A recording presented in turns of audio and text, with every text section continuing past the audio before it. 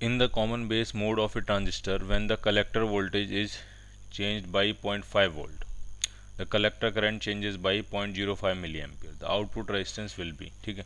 तो इसमें collector current मतलब आउटपुट करंट और कलेक्टर वोल्टेज मतलब आउटपुट वोल्टेज और आउटपुट रेजिस्टेंस ही पूछ रहे हैं, ठीक। तो आप ओम्स लॉ लगा सकते हो, अगर आउटपुट वोल्टेज डेल्टा वी से चेंज हो रहा है और आउटपुट करंट डेल्टा आई से चेंज हो रही है तो ये आउटपुट रेजिस्टेंस से मल्टीप्लाई करके उसके बराबर हो जाना चाहिए, ओम्स लॉ। तो कलेक्टर करंट कितने से चेंज हो रही है, तो ये चेंज हो रही है आपकी 0.05 मिली एम्पियर यानी 10⁻³ ampere minus 3 ampere into resistance R is equal to, और कलेक्टर वोल्टेज कितने से चेंज हो रहा है, तो वो हो रहा है 0.5 वोल्ट से चेंज। तो यहाँ से हम रेजिस्टेंस निकाल सकते हैं और ये आ जाएगा आपका 0.5 अपॉन 0.05 और ये 10⁻³ ऊपर पहुँच जाएगा, -3 ऊपर पहुँच के +3 हो जाएगा। तो पॉइंट हटाएंगे, यहाँ पॉइंट हटाएंगे तो ये 0 आ जाएगा और 5 से कैंसिल करेंगे 10 टाइम्स, तो ये 10 किलो ओम आ रहा है। जो आउटपुट रेजिस्टेंस आ रहा है लोड रेजिस्टेंस वो आ रहा है 10 kilo ohm. So your answer will be A part आपको आंसर मिलेगा। अगले क्वेश्चन में कह रहे हैं which of the following is use to produce radio waves of constant amplitude, ठीक है। तो अब आपको ये भी याद ही रखना है कि कांस्टेंट एम्पलीट्यूड की रेडियो वेव्स जो है वो कौन प्रोड्यूस करेगा, तो ऑसिलेटर जो होता है वो सिग्नल प्रोड्यूस करता है, ठीक है, इसलिए उसका आंसर बन जाएगा ए पार्ट। एम्पलीफायर रेक्टिफायर कुछ नहीं, oscillator.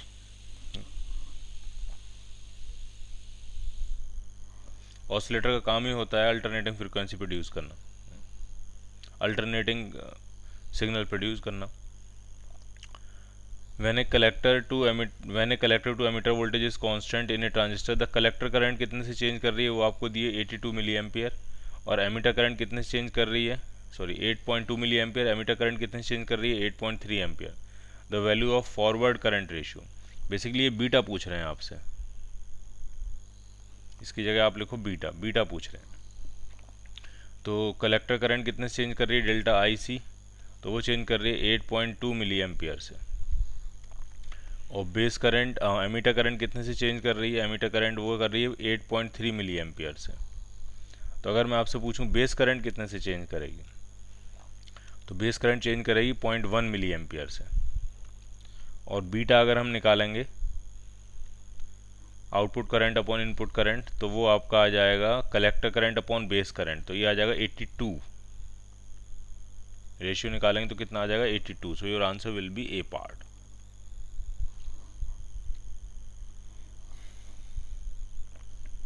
NPN transistors are prefer to PNP transistor because NPN की जगह PNP क्यों प्रेफर करे जाते हैं, NPN प्रेफर करे जाते हैं PNP की जगह, क्योंकि उसमें मेजोरिटी चार्ज कैरियर इलेक्ट्रॉन्स होते हैं और इलेक्ट्रॉन्स की मोबिलिटी अच्छी होती है। Electrons and have high mobility in comparison to holes. D part. In the transistor in common emitter configuration the ratio of power gain to voltage gain, power gain और voltage gain का ratio क्या होगा, तो power को हम लिख सकते हैं वोल्टेज इनटू करंट VI। तो power gain upon power gain का मतलब हो जाएगा output power upon input power, ये पावर गेन हो जाएगी। इज इक्वल टू क्या लिखा सकता है, output voltage upon input voltage is equal to into हम लिख सकते हैं output current upon input current. तो ये बनेगा आपका पावर गेन, ये बनेगा वोल्टेज गेन। तो पावर गेन और वोल्टेज गेन का जो रेशियो होगा वो करंट गेन के बराबर होगा, ठीक है। किसके बराबर हो जाएगा, वो करंट गेन के बराबर। और current gain common ammeter configuration में करंट गेन जो होता है वो होता है beta. So your answer will B D part. अगले क्वेश्चन में अल्फा और बीटा का रेशियो पूछ रहे हैं, सिंपल। तो हमें वो रिजल्ट याद ही है डायरेक्ट, क्या होता है वो रिजल्ट याद है, 1/α इज इक्वल टू 1/β प्लस 1। अब बीटा इज इक्वल टू करके निकालना है तो 1 को इधर भेज देते हैं, तो 1/α minus 1 is equal to 1/β। Alpha LCM ले लेंगे तो ये आ जाएगा 1 minus alpha upon alpha is equal to 1/β। तो यहाँ से जो बीटा आपका आ जाएगा वो आ जाएगा alpha upon 1 minus alpha. So your answer will be B part.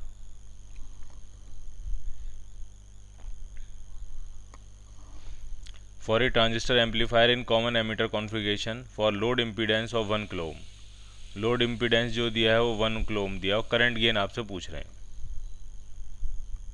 ठीक है, कॉमन एमीटर का कॉन्फ़िगरेशन है, ठीक। और एच एफ ई और एच ओ ई दो चीज़ें आपको दी हुई हैं। तो ये जो टर्म्स दिए हैं ये हाइब्रिड पैरामीटर दिए हैं और ये हमारे सिलेबस में नहीं है, तो उसको हम छोड़ देते हैं।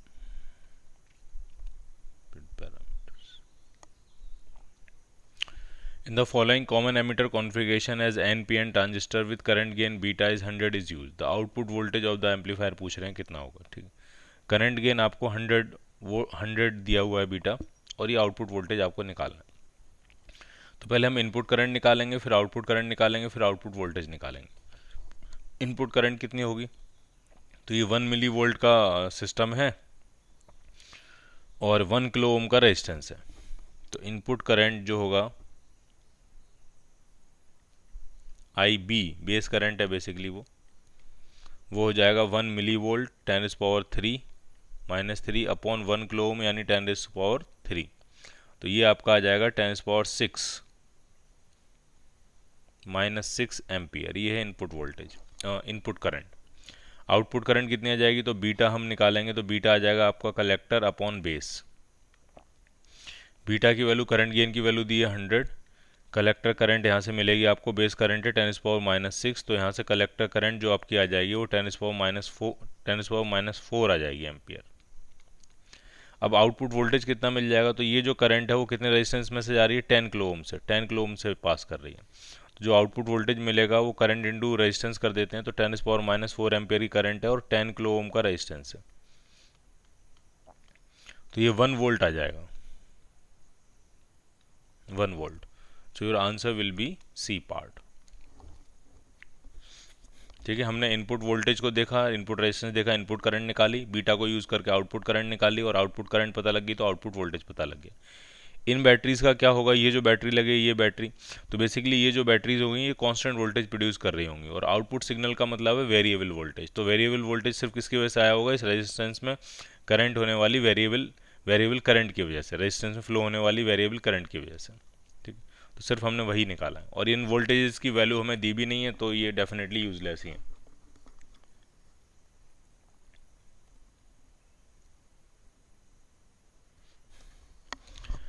अगले क्वेश्चन में कह रहे हैं in semiconductor the concentration of electrons और होल्स का कंसंट्रेशन आपको दिया है। इलेक्ट्रॉन्स का है 8 × 10⁻18 और होल्स का है 5 × 10⁻18 पर मीटर क्यूब होना चाहिए दोनों जगह। If the mobility of electron की मोबिलिटी दी है और होल्स की मोबिलिटी भी दी हुई है। तो पहले तो आपको ये देखना है कि ये पी टाइप है कि एन टाइप है। तो इलेक्ट्रॉन्स का कंसंट्रेशन ज़्यादा है तो ये एन टाइप है, पी टाइप होगा नहीं। ठीक, और इसकी कंडक्टिविटी पूछ रहे हैं कितनी होगी। कंडक्टिविटी निकालेंगे तो उसका उल्टा करेंगे तो रेजिस्टिविटी आ जाएगा। तो कंडक्टिविटी का जो फॉर्मूला होता है वो होता है आपका E times mu E N E plus mu H N H. ठीक है, म्यू जो है वो मोबिलिटी है, ये नंबर डेंसिटी है, ये मोबिलिटी ऑफ होल्स है, ये नंबर डेंसिटी ऑफ होल है, और ये इलेक्ट्रॉन का चार्ज है। तो आपको सारी वैल्यू डाल देनी है, मोबिलिटी वगैरह सब कुछ दी हुई है आपको। इलेक्ट्रॉन्स की मोबिलिटी होल के कंपैरिजन में काफ़ी ज़्यादा है, वो भी दिख रही होगी। होल की मोबिलिटी है सिर्फ 0.01, जबकि इलेक्ट्रॉन की मोबिलिटी कितनी है 2.3। इलेक्ट्रॉन ज़्यादा मोबाइल होते हैं क्योंकि वो फ्री इलेक्ट्रॉन्स होते हैं, कंडक्शन बैंड में होते हैं। तो इसमें सारी वैल्यूज़ आपको डालनी है, और यहाँ से मिलेगी आपको कंडक्टिविटी, और कंडक्टिविटी का जब हम इन्वर्स करेंगे तो मिल जाएगी आपको रेजिस्टिविटी। तो ये कर लेना, हो जाएगा ये। अगले क्वेश्चन में कह रहे हैं transistor is used as an amplifier in common base mode with a load resistance of 5 kilo ohm and current gain of 0.98, input resistance 70 ohm दिया हुआ है, और वोल्टेज गेन और पावर गेन पूछ रहे हैं। ठीक, तो सबसे पहले हम क्या करेंगे, इसमें करंट एम्पलीफिकेशन दिया हुआ है अल्फ़ा, वो दिया है आपको 0.98। अब अगर वोल्टेज गेन फाइंड करना है AV, तो वो हो जाएगा current gain into output resistance upon input resistance. Current gain कितना है, तो वो है 0.98, और आउटपुट रेजिस्टेंस कितना है, आउटपुट रेजिस्टेंस है आपका 5 किलो ओम, 5000 ओम, और इनपुट रेजिस्टेंस कितना है 70 ओम। तो ये 0 से 0 कैंसिल आउट हो जाएगा, इन दोनों 0 से ये पॉइंट गायब हो जाएगा। 7 से कैंसिल करेंगे तो ये 14 टाइम्स कैंसिल आउट हो जाएगा, और ये 70 बन जाएगा। वोल्टेज गेन आपका आ जाएगा 70। अच्छा, पावर गेन क्या होगा, तो जो पावर गेन होगा AP वो सिंपली होता है voltage gain into current gain, तो वो हो जाएगा AV into alpha. Voltage gain कितना है 70 और अल्फा कितना है 0.98। तो जब आप इसको मल्टीप्लाई करोगे तो ये 68 पॉइंट कुछ बन जाएगा आपका। कर लेना एक बार मल्टीप्लाई, आपको आइडिया लग जाएगा कि पावर गेन कितना आ रहा है। ठीक है, तो अगर हम सिर्फ वोल्टेज गेन से आंसर लिखते तो अभी हमारे पास आंसर हो जाता है, क्योंकि वोल्टेज गेन 70 आ रहा है और 70 और किसी में है नहीं, एक ही में, तो आंसर क्या बनेगा आपका, डेफिनेटली ए पार्ट आंसर बनेगा। नेक्स्ट क्वेश्चन में कह रहे हैं for a transistor circuit shown below, if beta आपको 100 दिया है और बीटा आपको 100 दिया है और voltage drop between emitter and base, emitter और बेस के बीच में वोल्टेज ड्रॉप 0.7 दिया है और BCE फाइंड करनी है आपको। ठीक, देखो कैसे करेंगे। पहले हम इनपुट वोल्टेज के बारे में इनपुट सर्किट के बारे में सोच रहे हैं, इस सर्किट के बारे में। ठीक है, ध्यान से देखते जाना। 5 वोल्ट की बैटरी लगाई है आपने यहाँ पे और बेस एमीटर के बीच में जो वोल्टेज ड्रॉप होगा यहाँ पे ये 0.7 है। तो ये जो 8.6 ओम का रेजिस्टेंस है, इसको कितना मिला, ये जो 8.6 ओम का रेजिस्टेंस है, तो इसको जो वोल्टेज मिलेगा वो हो जाएगा 5 माइनस 0.7, दैट इज 4.3 वोल्ट। ठीक, अच्छा रेजिस्टेंस कितना है इनपुट सर्किट में, तो वो 8.6 ओम है। तो इनपुट सर्किट की करंट निकाल सकते हैं जिसको हम बेस करंट बोलेंगे, तो वो आपकी आ जाएगी ओम्स लगा के V इक्वल टू IR, तो V/R करेंगे तो हाफ एम्पियर आ जाएगी। ठीक, अब करंट गेन दिया है तो इससे कलेक्टर करंट निकाल सकते हैं, तो जो कलेक्टर करंट आ जाएगी वो आ जाएगी current gain into base current, that is half, तो ये 50 एम्पियर आ गई।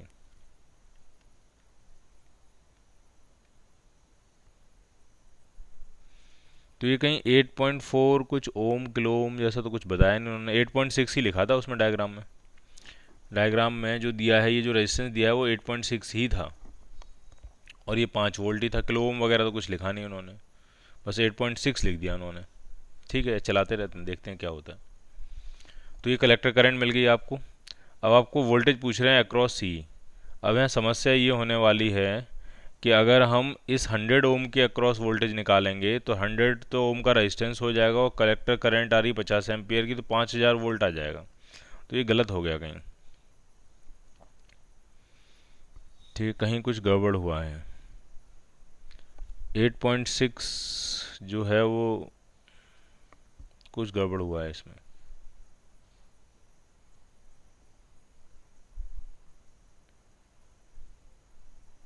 तो इसको छोड़ देते हैं, फिर कैंसिल कर देते हैं इसको।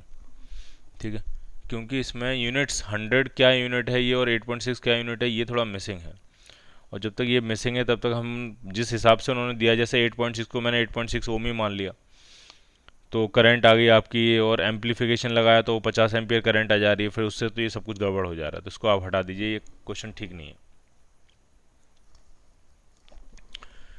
नेक्स्ट क्वेश्चन में कह रहे हैं NPN transistor 10 electrons enter in emitter region in 10⁻⁶ second. If 2% electrons are lost in the base region then collector current and current amplification पूछ रहे हैं कितना होगा।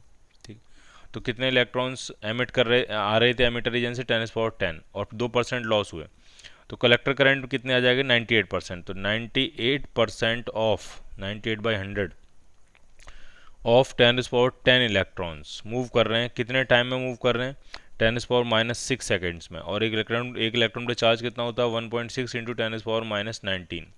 तो ये बनेगी आपकी कलेक्टर करंट। देखते हैं कितनी आने वाली है। तो ये सारी वैल्यू सॉल्व करते हैं, देखते हैं कितना आने वाला है ये। तो 10 की पावर अगर हम सेटल करेंगे तो ये कैंसिल आउट होगा, 10 की पावर -4 ऊपर पहुंचेगा 10 की पावर +4, तो ये हो जाएगा 10 की पावर 14। 10 की पावर 14 और 10 की पावर -19 कैंसिल करेंगे तो 10 की पावर -5 आ जाएगा। ठीक, और ये आपका 98 इंटू 10 इंटू 1.6 इंटू 10 की पावर -5 हो रहा है। 98 को अप्रॉक्सीमेटली अगर हम 100 मान लें तो 1.6 मिली एम्पियर करंट जैसी बनेगी, 1.6 से थोड़ा सा कम होगी, तो उसको हम कह सकते हैं 1.57 मिली एम्पियर। तो आपका आंसर बनेगा ए पार्ट।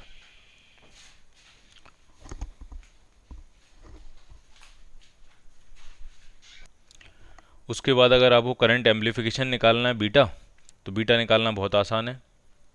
कह रहे हैं 2% इलेक्ट्रॉन बेस रीजन में ख़त्म हो रहे हैं, तो base current 2% of collector current बन जाएगी और 98% ऑफ द बेस करंट जो होगी 2% ऑफ द एमिटर करंट बनेगी। क्योंकि एमीटर से इलेक्ट्रॉन आ रहे हैं, उसमें से 2% इलेक्ट्रॉन बेस में ख़त्म हो रहे हैं, 98% कलेक्टर में जाएंगे। तो कलेक्टर करंट बनेगी 98% ऑफ एमीटर करंट, और बेस करंट बनेगी 2% ऑफ एमीटर करंट। तो इस कंसेप्ट को अगर आप ध्यान से समझोगे तो ये 49 आ जाएगा, जो बीटा की वैल्यू आ जाएगी वो कितनी आ जाएगी, 49। ये जो क्वेश्चन 236 हमने छोड़ दिया था, एक्चुअली में इसमें यूनिट्स अगर दी होती तो हम इसको कर पाते। तो अगर आप करना चाहो तो 8.6 जो लिखा है उसको सही मॉडिफाई करना पड़ेगा, 8.6 किलो ओम करना पड़ेगा, और इस 100 को भी क्या करना पड़ेगा, 100 किलो ओम, उसके बाद ही सॉल्व हो जाएगा। ठीक, जैसे 8.6 अगर हम लिखें किलो ओम से करना पड़ेगा। तो बेस करंट कितनी बनने वाली है, तो वोल्टेज जो आया था आपका 5 माइनस 0.7 किया था हमने, बेस एमीटर के अक्रॉस 0.7 वोल्ट का ड्रॉप था, तो 5 माइनस 0.7 तो 4.3 वोल्ट था, और रेजिस्टेंस आपका था 8.6 किलो ओम, तो ये मिली एम्पियर में करंट आएगी, तो ये हाफ मिली एम्पियर आ जाएगी, 0.5 मिली एम्पियर। ठीक, तो यहाँ से कलेक्टर करंट कितनी आ जाएगी, तो कलेक्टर करंट उसका 100 गुना होगी, तो वो 50 मिली एम्पियर आ जाएगी 100 टाइम्स। और कलेक्टर करंट अगर 50 मिली एम्पियर है तो 100 ओम के अक्रॉस कितना वोल्टेज ड्रॉप हुआ होगा, तो V equal to I R, ये 50 मिली एम्पियर का मतलब हो गया 10⁻⁻3, और रेजिस्टेंस 100 किलो ओम। 100 वाला सिर्फ ओम वाला होगा, 100 किलो ओम नहीं होगा, 100 वाला सिर्फ क्या होगा, ओम वाला होगा, ओम। तो ये आपका आएगा, तो ये 3 जीरो से ये 3 कैंसिल आउट हो जाएंगे, तो ये 5 वोल्ट का आ जाएगा। यानी क्या यूनिट्स होंगी, तो 8.6 वाला तो किलो ओम होगा, और 100 वाला सिर्फ क्या होगा, ओम होगा। ये यूनिट्स आपको क्वेश्चन में गिवन होनी चाहिए थी। तो 5 वोल्ट तो यहाँ कंज्यूम हो गया, 18 वोल्ट की बैटरी लगाई, 5 वोल्ट यहाँ कंज्यूम हो गया, तो कलेक्टर एमीटर के बीच में कितना पोटेंशियल ड्रॉप होगा, डेल्टा वी सी, तो वो हो जाएगा 18 माइनस 5 13 वोल्ट। जो मिसिंग इन्फॉर्मेशन थी इस क्वेश्चन में थी वो थी आपके रेजिस्टेंसेस की यूनिट्स। तो यूनिट्स आप लिख लो तो फिर ये क्वेश्चन कंप्लीट हो जाएगा, 8.6 किलो ओम और 100 ओम।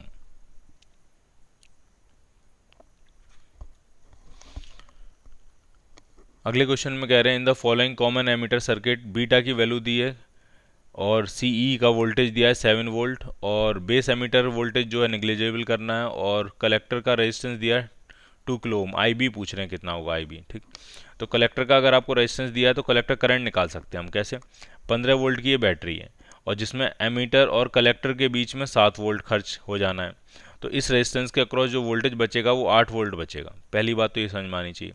अब इस रेजिस्टेंस के अक्रॉस अगर हम ओम्स लॉ लगाएं तो 8 वोल्ट का पोटेंशियल ड्रॉप है, और रेजिस्टेंस आपका 2 किलो ओम का है, तो ये मिलेगी करंट आपकी आ जाएगी 4 मिली एम्पियर, ये आईसी होगा। अब आईसी पता लग गया, बीटा की वैल्यू दी है तो आईबी भी फाइंड कर लेते हैं। आईसी बीटा है 100 होगा, IB IC upon IB, IC है 4 मिली एम्पियर, आईबी यहाँ से निकालना है, तो बेस करंट यहाँ से आ जाएगी 4/100 यानी 0.04 मिली एम्पियर। इसको आप 40 माइक्रो एम्पियर भी कह सकते हो। ठीक है, ये पता लग गया आपको। अब हमको निकालना है आईबी, आईबी हमने फाइंड कर लिया 40 माइक्रो एम्पियर, सो या 0.04 milli ampere, so your answer will be B part.